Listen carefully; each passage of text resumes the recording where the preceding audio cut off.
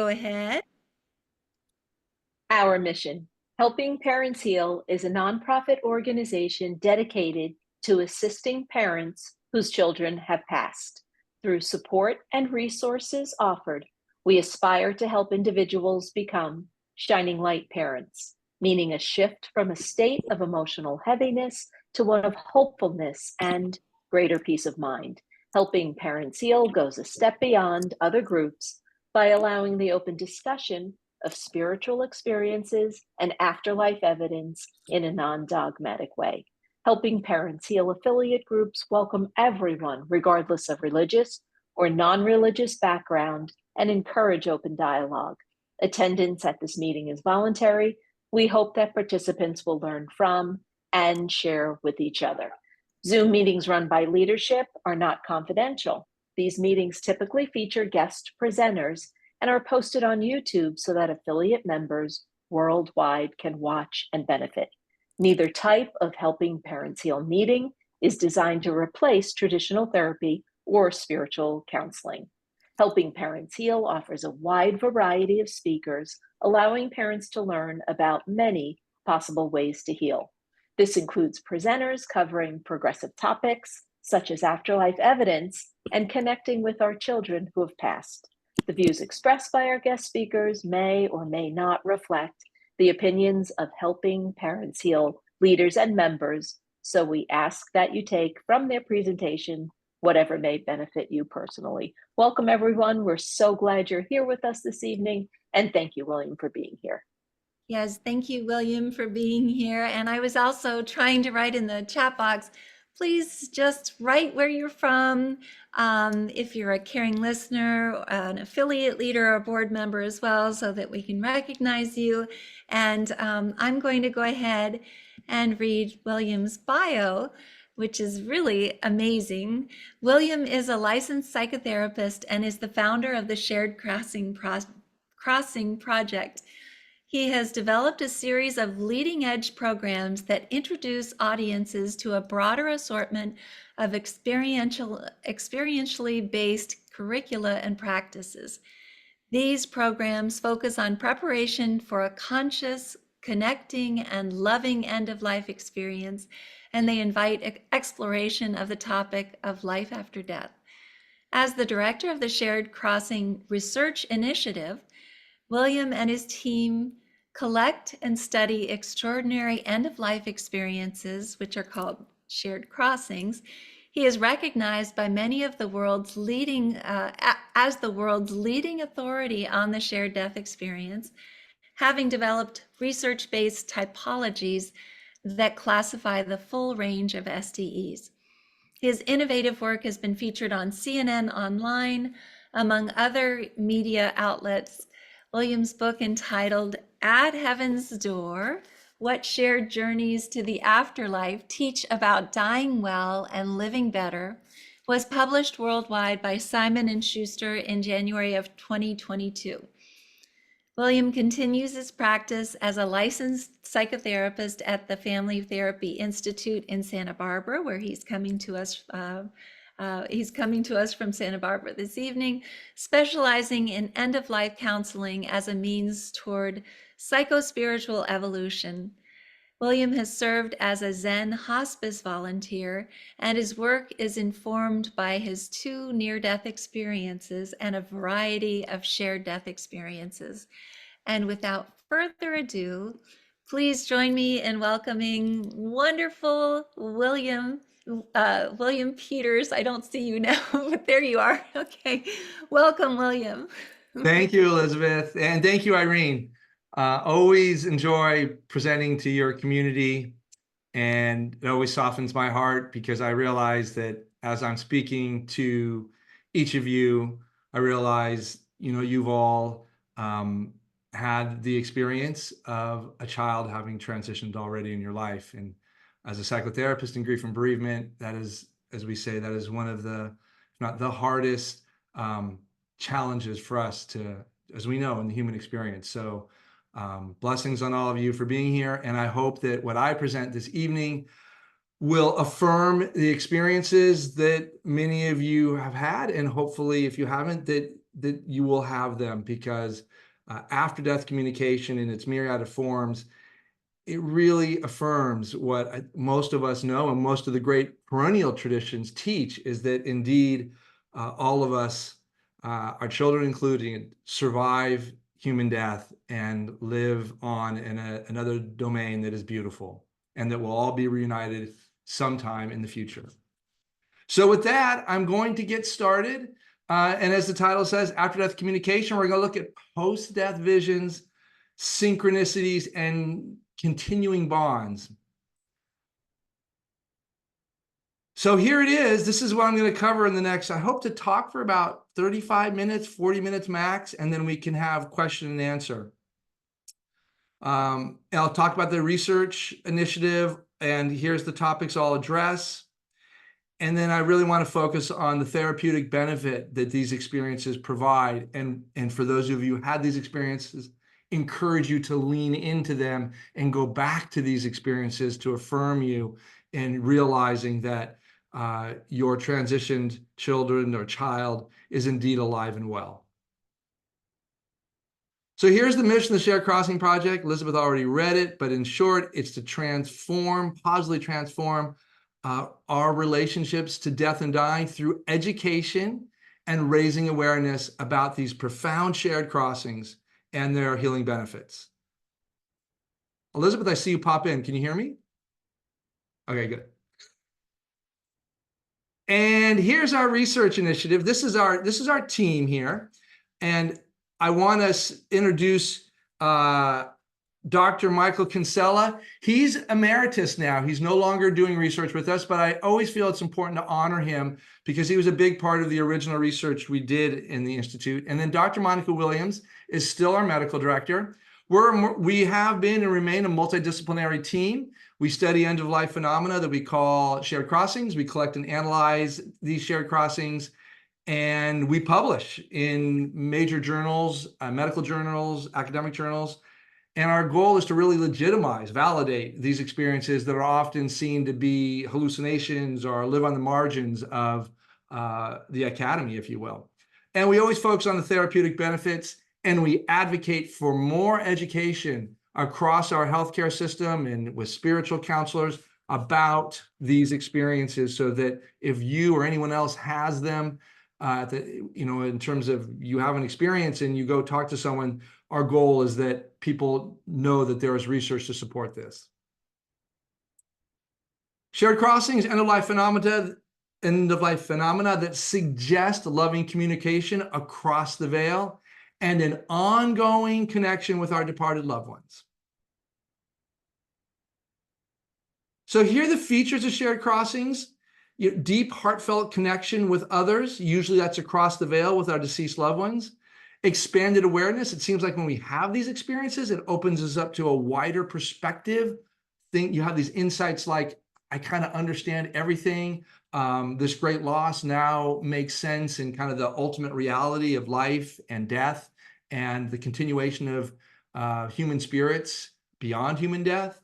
The feelings are really amazing when you have these experiences, the feelings of gratitude, kindness, humility, love, peace, bliss. They're very life affirming. It's a sense that that this great loss that you've all experienced can somehow be leavened or contextualized when we have these experiences.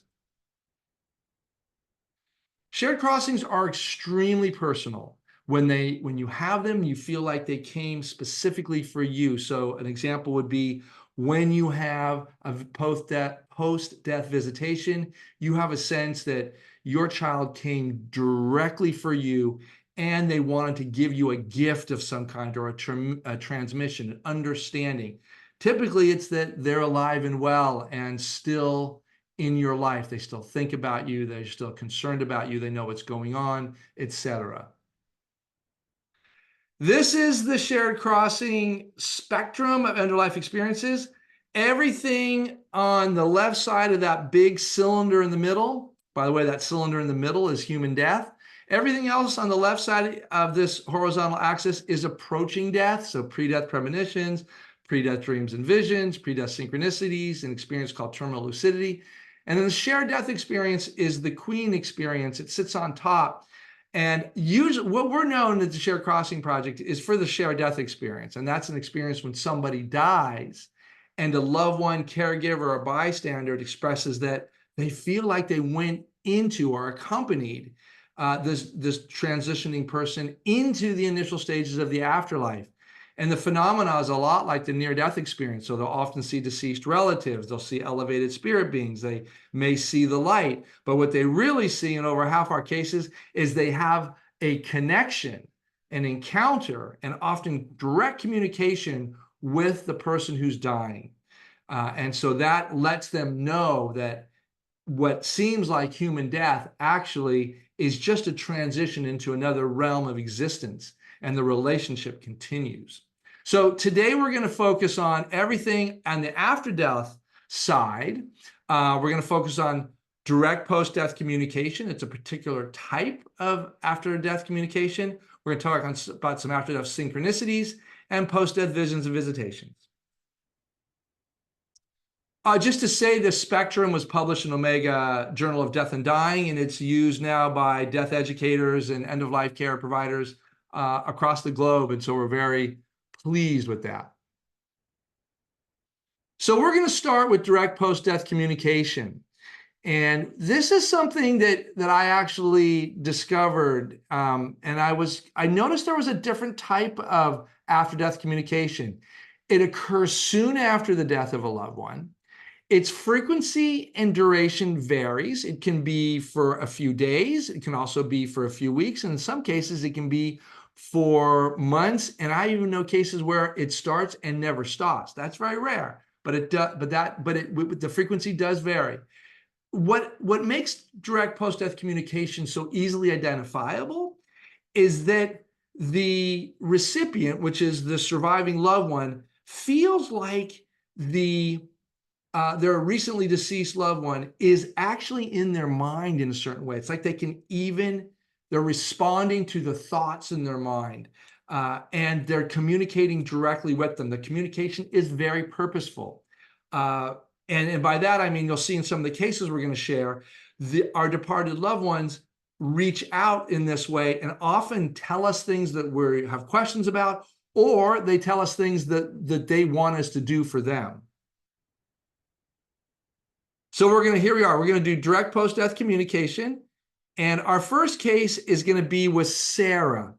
Now, Sarah is going to have this communication with her grandmother. I know that's not Sarah's. We're going to get to cases where the experiencers talk about their experiences with their children. But Sarah's case is so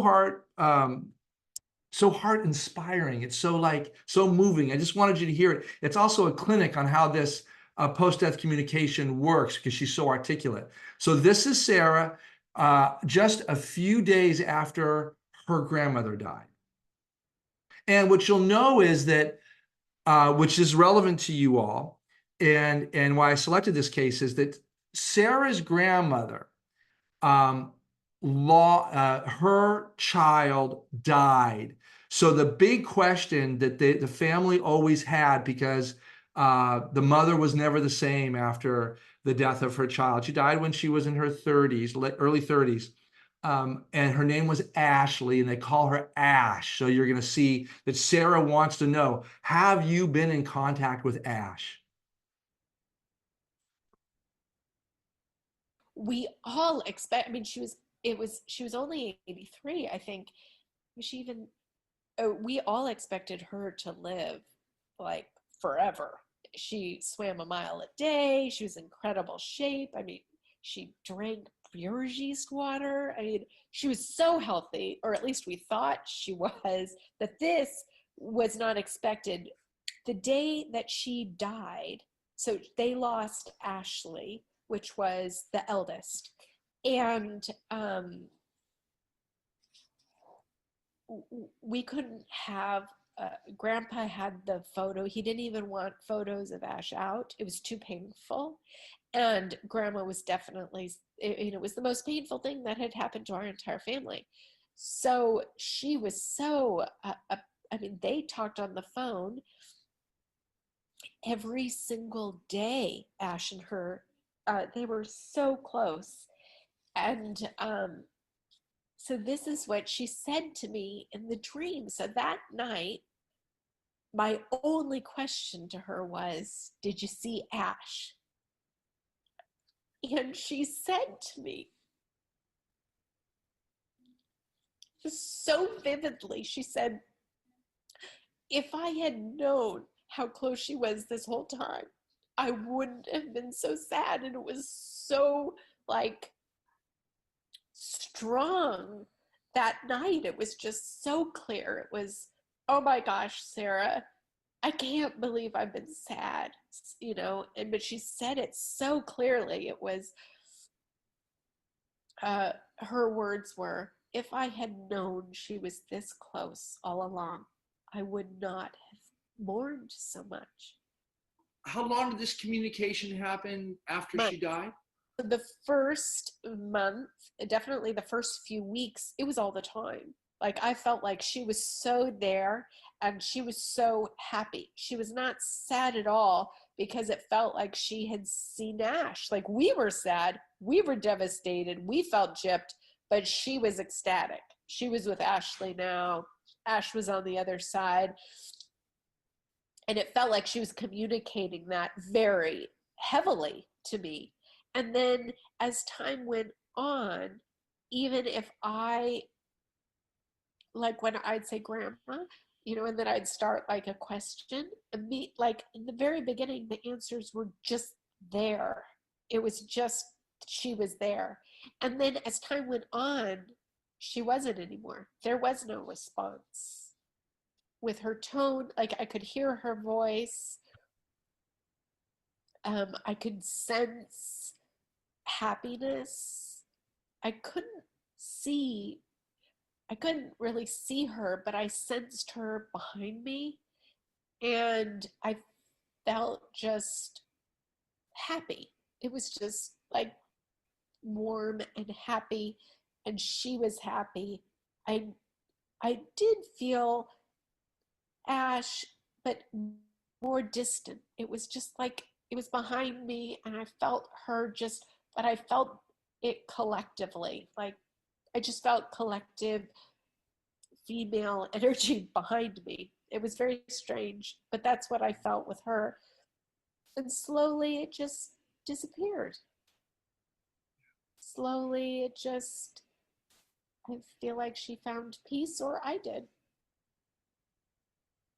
So there's a very touching account, but I love hearing what her grandmother said, is that if she had known that Ashley, her daughter, was so close even after she died, she wouldn't have grieved in the same way. A teaching for all of us. We all. So now we're going to see a powerful example of direct post-death communication. And this is with Anne. And Anne's father died. And then what you're going to see is Anne's father literally calls her on the phone and has a conversation. And we have cases like this. So this is really direct communication. And then you're going to see how Anne maintains communication with her father. And she'll share an example of how he really helped her in her life.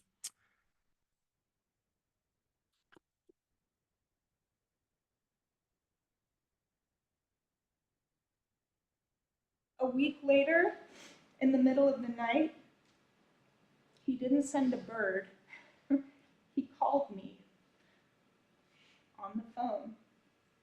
It wasn't a dream. I was definitely awake. He said, "Hello, my precious gem." That's what he always called me because we were both Geminis, and gem was a double entendre for being a Gemini and his precious jewel. I was speechless, and he knew it. He said, "It's okay, Annie." Once I could speak, I said, "How are you?"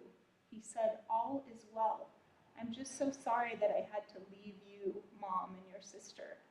I said, "Where are you?" he said, I am here now. I knew that he had merged with the eternal now that connects the past, present, and future. I asked, why did you have to go? He said, I was called here to help others go through the same process that I just went through. Thank you for your help. There are many that are passing over now and need my help to go through what you helped me go through. I told him, I love you. He said, I love you, and I will always be with you. And he's kept his word to me. I feel him always. He's one of my best friends and guardian angels. Anytime I really need him and call for him, he comes. After he passed away, my mom gave me his Acura Legend. I really loved that car. One time I was driving it along a windy road on a cliff and I swerved to miss a squirrel. My car spun out of control. I said out loud, I'm not in control, but God, you are, and I surrender. I took my hands off the wheel, closed my eyes, called upon my dad, and awaited my destiny. My car went off the cliff and I tumbled down 30 feet to the earth below, which just so happened to be the backyard of the tennis club of Santa Barbara. My car landed upside down and was totaled. I walked out without a scratch. The head of emergency of the hospital happened to be playing tennis when the accident happened. He, the police officers, and the paramedics who were called in just in case of internal injuries all agreed that it was a total miracle that I was alive, let alone not injured at all. He kept his word. He helped me. I feel his love and support every day in every way. Even though the body of my vehicle died in that accident, I lived. In the same way, my dad's body died, but his spirit will live on forever. What happened after my dad's passing was only possible because of how we lived and loved each other while he was alive. Yeah, I like Ann's case because some would say, my God, how can somebody reach out and call somebody on a telephone? And yet we have, a half dozen of cases like that. When we hear them, we say, yeah, I don't hear that much, but you're not the first one. Powerful. Okay, so that's the direct post-death communication. And now we're going to move to post-death synchronicities. And these actually are the most common of the post-death shared crossings or after-death communication. And here's what they are.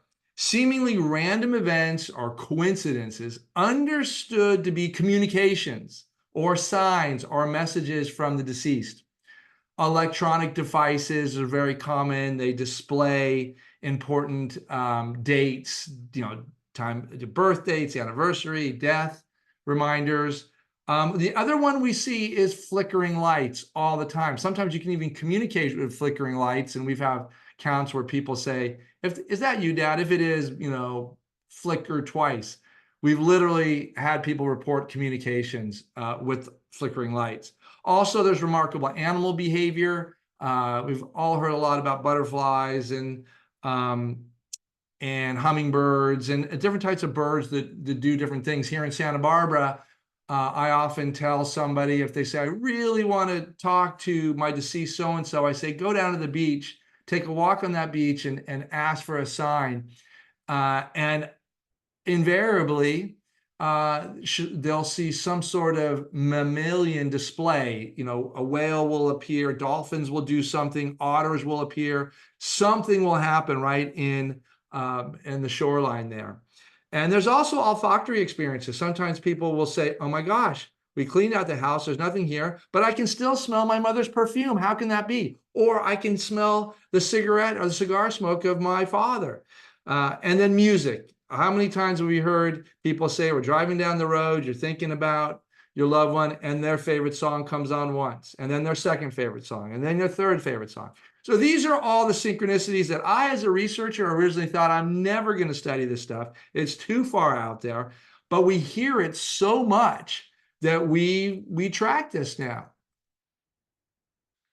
Okay, this is Amelia B, and she's going to start by sharing a shared death experience she had with her son, Tom. So her son, Tom, and by the way, you'll see that she's from England. Her son, Tom, was diagnosed with cancer at about 10 years old, and then he died around 13. They were very close, and you'll see her describe a shared death experience. This is a particular type of shared death experience where what we call the conductor appears. This is this lovely being that's quite usually in Amelia's case, the being is a beautiful woman who appears, and Amelia understands this being to be coming for Tom to take him home to his home in the afterlife. And you'll see the other signs. There's a tunnel, there's light, all the things we see in the shared death experience. And then right after that, Amelia will talk about her post-death synchronicities. So this will go on for about 6 minutes, but it's a beautiful case.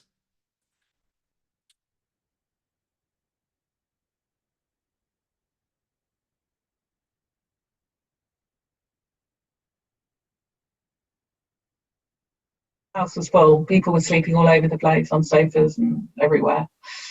It was all the lights were on. It just felt a very buzzy house, really. And Tom was sleeping.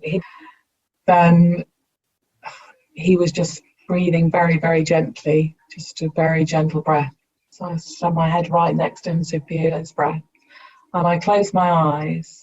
And so I just closed my eyes, and there, instantaneously, immediately, was this video, like a scene, so clearly that I can remember it so clearly now. And it was a woman walking towards what I thought was me. I didn't think of Tom, because I wasn't really thinking of Tom. When I was watching her, I completely wasn't thinking about Tom, which is why when I came out of it, I thought, oh, Tom, what was I doing? You know, because I just saw her, and I just remember watching her like I watch a film, and I thought, she's a beautiful young woman. She's so beautiful. And I remember thinking, actually, I must remember this. I must remember this. I must remember that she's beautiful. And she had a pale face and a sort of slightly pointy chin, so her face was like a heart with very pronounced cheekbones. She wasn't anybody I recognised, although I wish I could say I think it was. I can't. She had dark hair that was sort of like women wore in the 70s. She was wearing a gown, and it was one that kind of crossed over, and it had like a tie, you know, a proper gown. It was like in white. The main thing I remember thinking about her is, gosh, she needs to get somewhere. She's urgent. She's purposeful. And I remember thinking, but she's not running. She's not late. It's not like she's like I'm sometimes late for a meeting, like out of breath, or it was just that she had a look in her eyes like, I must be there at this time. So clearly, I remember thinking, she's got to be at this assignation at this time. And so she was walking quickly with purpose and with intent. But it was sort of somehow really important to me that I knew that she had to be at a certain place at a certain time, and that she was going to make sure that she got there. And then I looked what she was walking through, and it was a tunnel. If I looked at the walls of that tunnel, it wasn't brick or cement. It was like air, but it was solid. So the only way I can kind of think of comparing it to would be like a cloud when you're just about to get a rainbow. And she was just coming closer and closer to us. And I think I opened my eyes and it all just disappeared. So I suddenly, it all sort of disappeared in one go. And I didn't think, oh, I've just seen a really weird woman walking towards us from the 70s in a dark tunnel with light outside. All I thought was, is Tom still alive? What was I doing closing my eyes? Why did I close my eyes? And I'm not sure how much time elapsed between that moment and him dying. I don't know. But I just remember the last moments then of him breathing very, very gently. The air just felt elastic and different, and I could not move. It was just like I couldn't move. I just had to hold him. And just at that time, I think my sister was on the call. She opened the door, so I was facing the door. She just came in like this, and I think I said something like, "It's happened." I didn't say died. And that's when she says she saw Tom sitting up with pink cheeks, absolutely radiant, looking just beyond her. So I think it's, when you cross over, you're met by somebody, and she was there to meet him like a guide. It changes everything, doesn't it? It just changes everything. I'm not frightened of death anymore. It changes everything. So I had some odd experiences just after he died. So that night, I was sitting with the girls and Yogi, and we were sitting on the sofa, and Yogi said, "Stop kicking the sofa, Amelia. Why do you keep kicking the sofa?" And I kind of went, "I'm not." And he went, "You've just done it again. Why do you keep kicking the sofa?" And I said, "I haven't. I couldn't feel it." And he said, "You keep kicking it just under me. You're kicking the sofa." And he says that was really odd. And it was just when Izzy was saying, "I should have done more for Tom." We've got those little lights that I haven't got them in here. Those little lights set into the kitchen ceiling. And I was pouring myself a glass of water, and the lights went on and off, slowly, not like a flicker. And I just never had anything, they've never done it before. And they started to do it a lot for the next few months till Yogi got really sick of it, got an electrician in, and he said there's nothing wrong with it.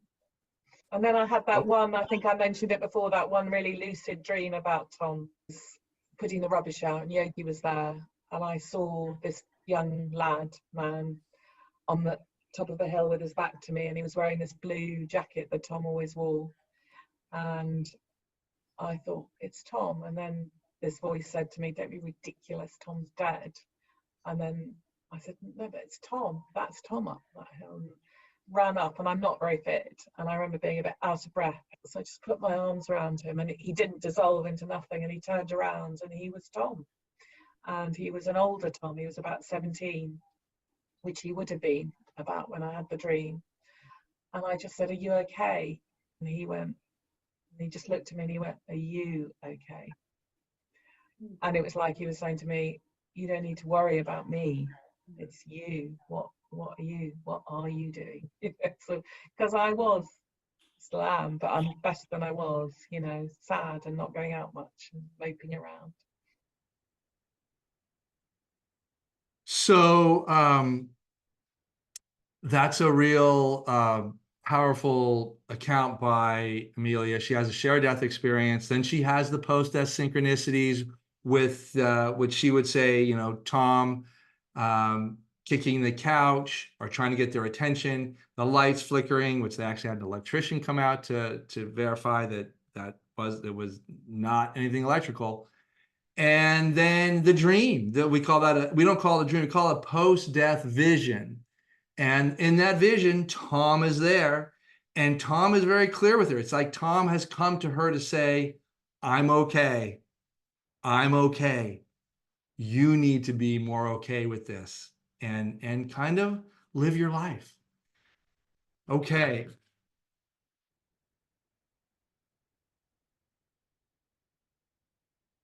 We're going to talk a little about post-death visions, visitations here. We just heard a post-death vision from Amelia with Tom, but here they are. They occur after the death of a loved one. They're recognized throughout human history, and there is a ton of research on this to validate that people, almost 50% of people, will talk about having some sort of a vision or some sort of communication that they think is from a departed loved one. And they usually happen within the first year. Similar to pre-death dreams and visions in the sense that they're clear, they're coherent. The sender appears to be vital. In other words, when you see, as in Amelia's case, the Tom, if you want to call Tom the sender, they're vital, they're alert, they're clear, and they're just as you would think they would be in terms of health. In this case, with Amelia, which we often see when children die, is that they grow up a little bit. It may not be the same age, but they do progress in age. And there's an intentional communication. Once again, going back to Tom and his visitation with Amelia, he seems to be there to say, I'm okay, Mom. You need to be okay. This is the way life goes. I'm okay. I love you. I'll see you again. Something like that. So if you receive the communication appropriately, it should provide comfort. So this is Linda B. Now, Linda B is actually a member of Helping Parents Heal, and she's going to be sharing a post-death visitation with her daughter, Amanda. Now, her daughter, Amanda, died, I believe, in her mid-30s. She died of cancer, and she had 2 kids. Linda was very close to her. And here is the visitation that Amanda received, that Linda received from Amanda.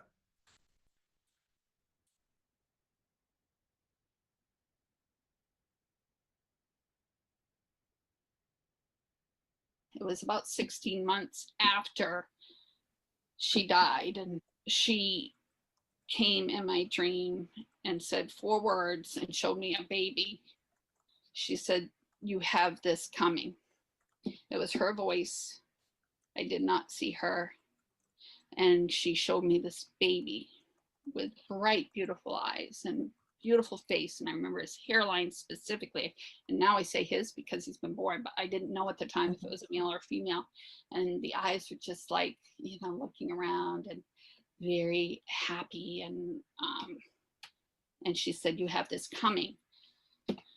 And I just remember waking up that morning thinking, well, I have no idea what this means. I'm in menopause. I've gone to menopause. I'm not having another child anytime. And about a month, within a month later, our son called us, he and his wife, and said they were expecting a child. And of course, I had told my husband about my dream, but I had not told my son or his wife, because I thought they might be a little weirded out about this. You know, this might freak them out. And eventually, a few months into it, I told my son about it.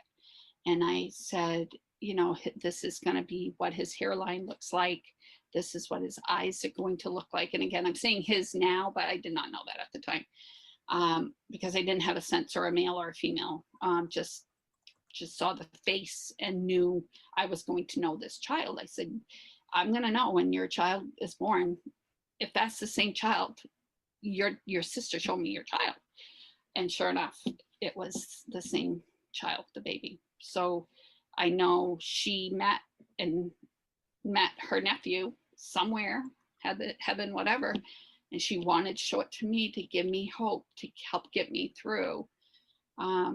And he was born a couple weeks early on Christmas Eve. And yeah, it was amazing. And there he was, exactly the baby she showed me. So what's powerful about Linda's case is that when she saw the baby, it was exactly as it was shown to her in her vision from Amanda, her daughter. And so we call that veridical evidence. In other words, she couldn't have known what the baby was going to look like, but she was shown in advance. And then when she saw the baby, she goes, "Oh my gosh, this is what I saw in the dream." So that's pretty powerful if you have any doubt, and if you're having a direct communication with your departed child, as Linda had. Okay, so this is a theme we're going to talk about briefly here: continuing bonds. Human death ends a human life, but not the relationship. And continuing bonds is actually a therapeutic model in grief and bereavement. And it's like this: when a loved one transitions, the bereaved is encouraged to redefine their relationship with the departed. The bereaved crafts their own relationship based on their own experiences, which very much includes post-death communications, of which we've been going over here. And just so you know, historically, from those of us who practice grief and bereavement therapy, this is a radical departure from traditional therapy that asserted the therapeutic objective, if you will, for the bereaved is to let go and move on. Continuing bond says, no, that is not what you need to do. You need to recraft that relationship on your own terms and allow that relationship to continue to grow and evolve. So Liz is going to be talking about a continuing bond she had with her son, Nicholas. Now, to give you some context, Liz had twins but Nicholas died in her womb before he was actually, born into this earthly human existence. But you'll see that Liz maintained a relationship with Nicholas, and you'll see how she really will show how she'll share how how Nicholas worked with her for a while after he transitioned.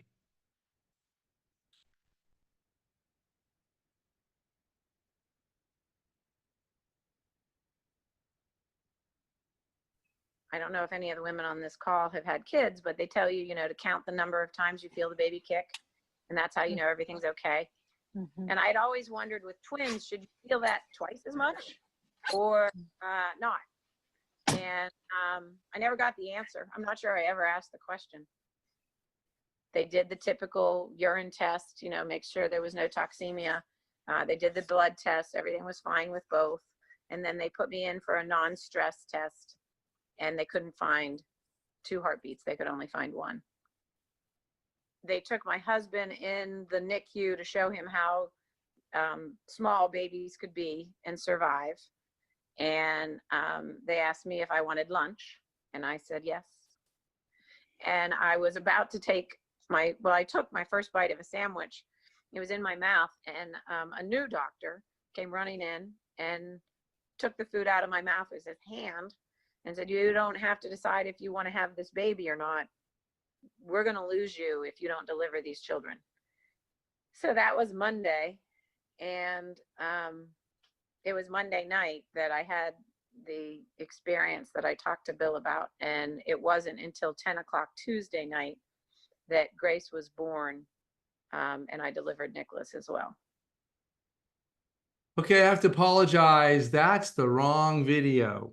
So I apologize. What happens for Elizabeth is that her son, Nicholas, he dies in utero, but he remains in contact with her for about 9 years. And she says that she feels him throughout her day. She literally says that when her other child is getting in the car and other people get in the car, she literally waits for Nicholas to have the sense that Nicholas is in the car. And she had a felt sense for that. So it's a very powerful connection she had with Nicholas. And that's a continuing bond. In other words, Liz was able to change and evolve her relationship with Nicholas. So she was very close to him. It was so close that at some point her therapist said, "I think you need to let Nicholas go because he's so much a part of your life."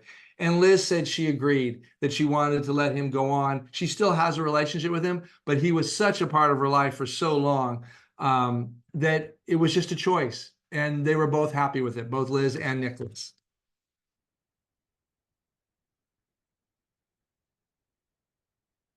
Okay, so now we're going to go to,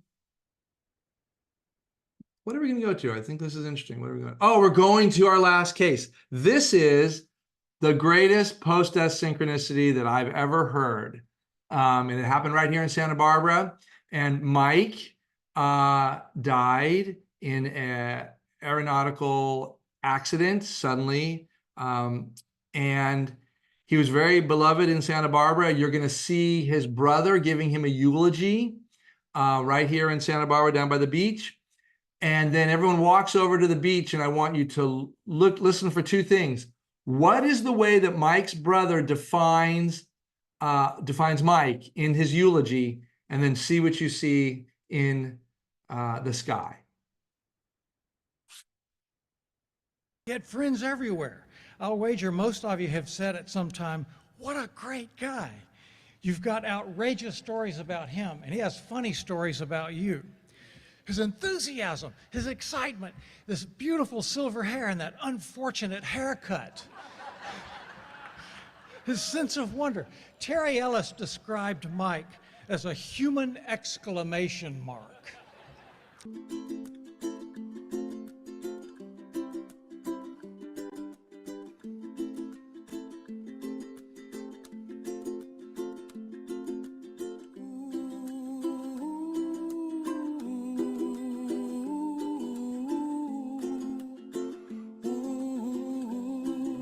When I see clouds away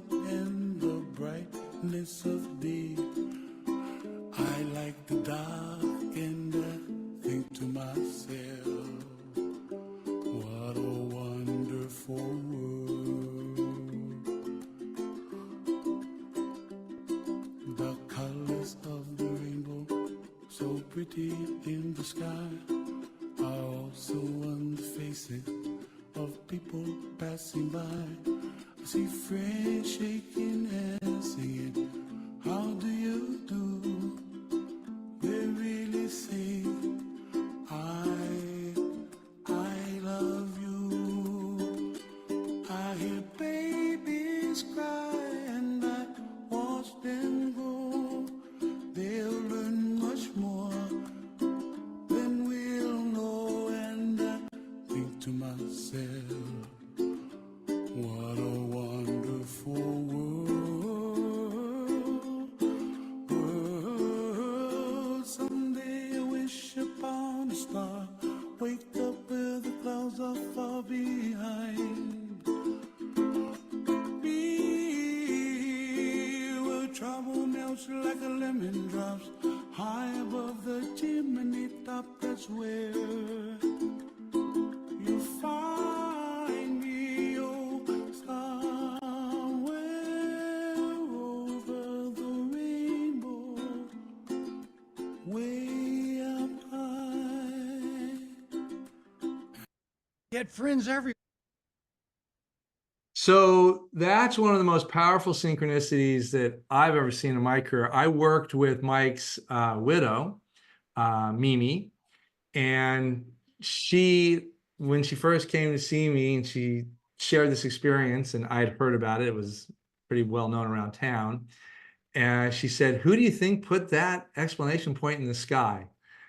Well, it took us a while to figure that one out. In fact, we never figured it out, but I think she couldn't get over that could possibly be, who knows, Mike working with the powers that be. But wow, has anyone seen a sky like that before? So there's a great synchronicity.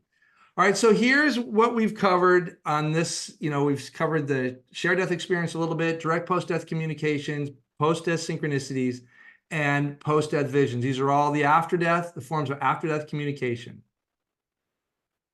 So here are the after effects, and this is why they're so important for all of us to lean into these and encourage us not to doubt these, to know that they're real, they're validated in the research. The certainty that our transitioned loved one is alive and well. Certainty of a benevolent afterlife, that our loved ones are fine. They tell us that. Think of what Tom told Amelia. Reduced fear about death and dying. There's also desire to find more ways to connect with our departed loved ones. And some people, and so many of you know this, that you develop a heightened sense of intuition and psychic ability when you tune into your loved ones on the other side. Okay, a few more slides and I'll take question and answer.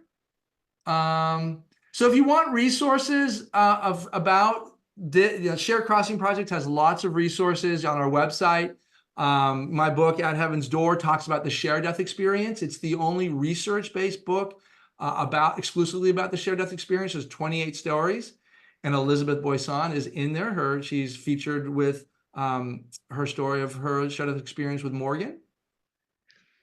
And finally, we have something that is a free online group. It's a shared death experience a sharing group. We call it the SDE sharing group. It's an online group for people who've had shared death experiences or other people who are curious about people who've had shared death experiences. And you're welcome to come and join and listen to these experiences. The stories are spectacular. That meets the third Wednesday of each month from 5 p.m. Pacific time. And if you can registration and details info is available at sharedcrossing.com. There's also a European group starting because the group is so popular.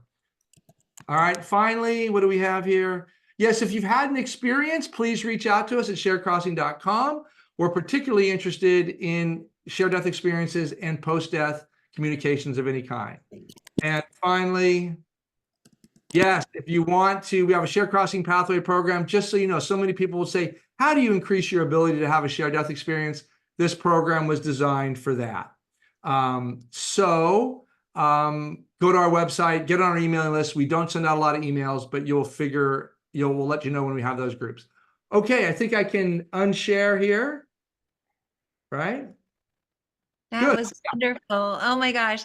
We do have questions in the chat box, Okay, and good. it's so much fun. It's fun to be able to have you explaining this. And of course, all of this has been very research based. And it was fun to interview with you when you interviewed me for for the book as well.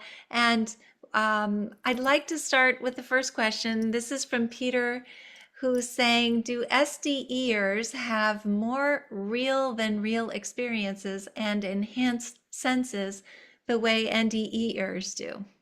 That's a great question. And the answer to that is 100% affirmative. The SDE and the NDE are identical experiences. I'm sure you know Raymond Moody. He and I are colleagues. We're the two leading researchers on the SDE currently. And we agree that we're looking at the same landscapes in the quote unquote afterlife. And so more real than real, more ultimate reality. Absolutely. It's just the difference between an SDE and an NDE is vantage point. Obviously, an NDE experiencer is someone having a brush with death. An SDE experiencer is somebody who's accompanying or witnessing someone transitioning, and they're getting kind of a hitching a ride with the dying person across the veil. I hope that, yeah, good. Thank you. That's Great question. beautiful. And it's also certainly something that's a lot less stressful, probably, to be experiencing a shared Yeah. death experience than a near-death experience. But it's an amazing experience. Sherry is asking, does intentionality increase the likelihood of shared death experiences? As a caregiver, I'm eager to learn more. Thank you. Yes, absolutely. So, you know, we don't know why SDEs happen, but I can tell you this.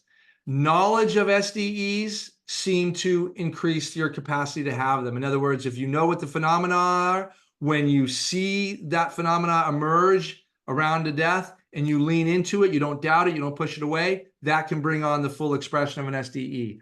Also, we find that really having a good bond, no unfinished business with your loved one at the time of death really clears the connection. It's about the bond between you and the person transitioning, because I think it's the person transitioning that reaches out. We just need to be receptive on the surviving loved one side. But intentionality is really important. We have that pathway program I mentioned, and we train people how to prepare to have these experiences. So yes, intentionality matters.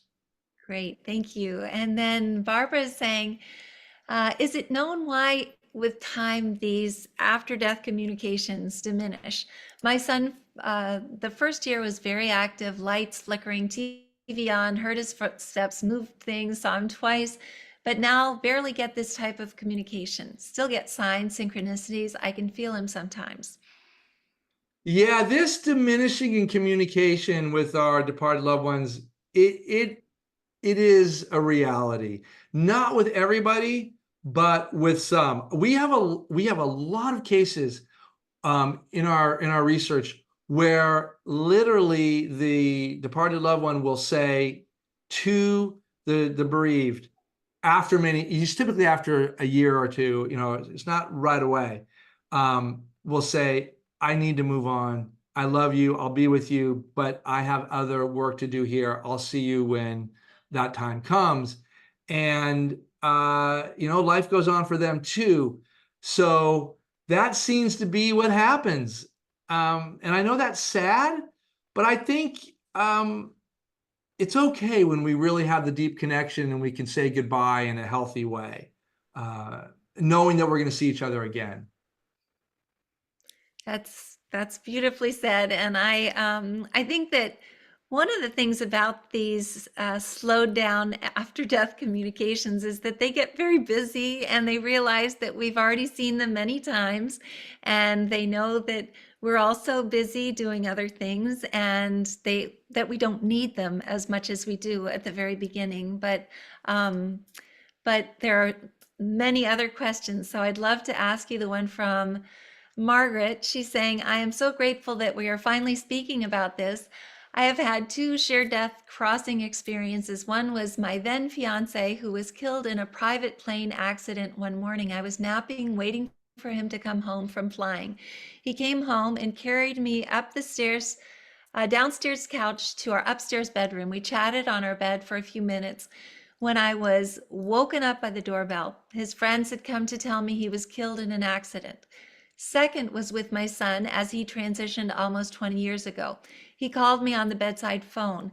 Later, I found out it was at the time of his transition. I never shared it with anyone because it was unbelievable. It sounded made up, like it was a manifestation of the shock of the news. Then he came again when my daughter experienced a stillborn pregnancy. I knew he was her child, not ready to come back in human form. I knew this from his energy. It was so intense. I was able to hold him immediately after delivery and as she finished her post-delivery. So Wow. You know, thank you for sharing that. I will encourage those of you who've had your SDEs, if you would be so kind as to go to our Share Crossing website and enter your stories, because your experiences, because we want to hear them, especially we want to hear them. But the multiple person SDEs, in other words, when you've had more than one, you're what we call an adept.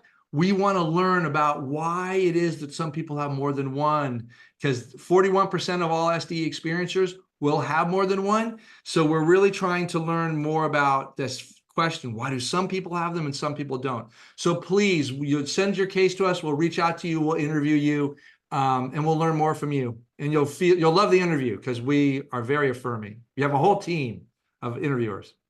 wonderful. Yes, it is a lot of fun to be able to interview with William. Yelena had another question that kind of piggybacked on one of the other questions we had, but she says, I have one more question. I started to have SDEs, an SDE about 24 hours prior to my son's transition. It went on for about a year and ended with my son's dream visit when he helped me to experience his fall, the way of his transition. Is it real?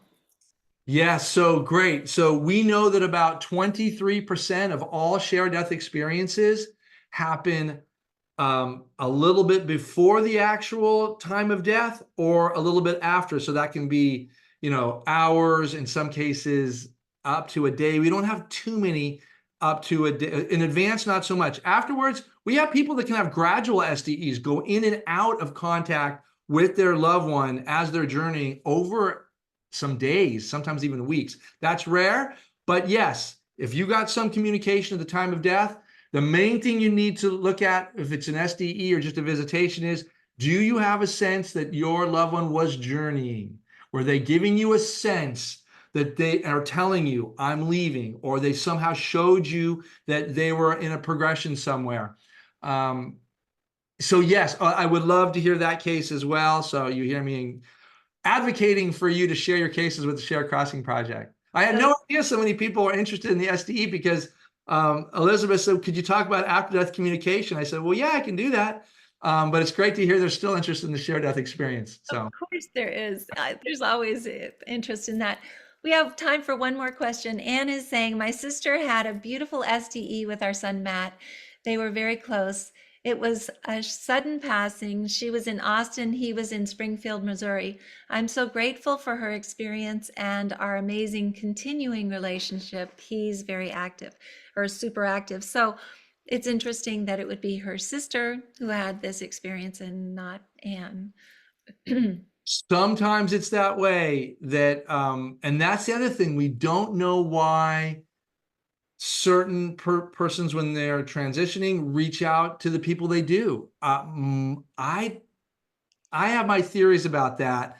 I think they reach out to the person who's the most available at that time, and sometimes they reach out, like sometimes there's 3 kids and only one has the SDE and the other 2 are going, why did he get it?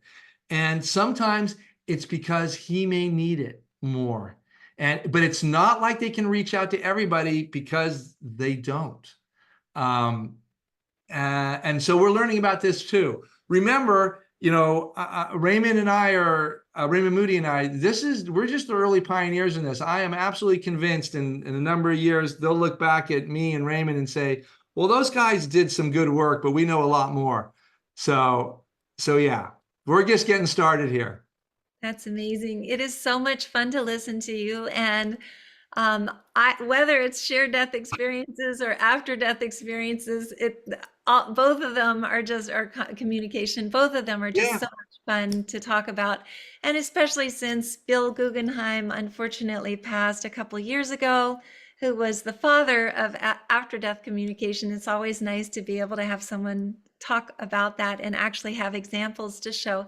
So everyone's saying thank you in the chat box, and I know that they're going to be reaching out to you to find out how to join your discussions and also maybe be interviewed by you. But thank you so much for being with us this evening. It's always so wonderful to see you, William. And I must say, you're someone that I met very early on my healing journey, and I feel very grateful for that.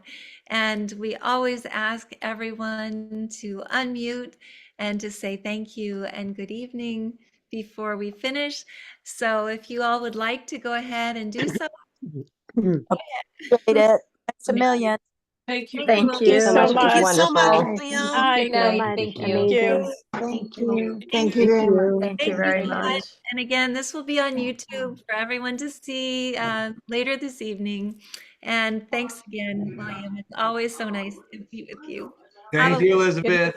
Thank you, Elizabeth. Bye. Bye. Thank you.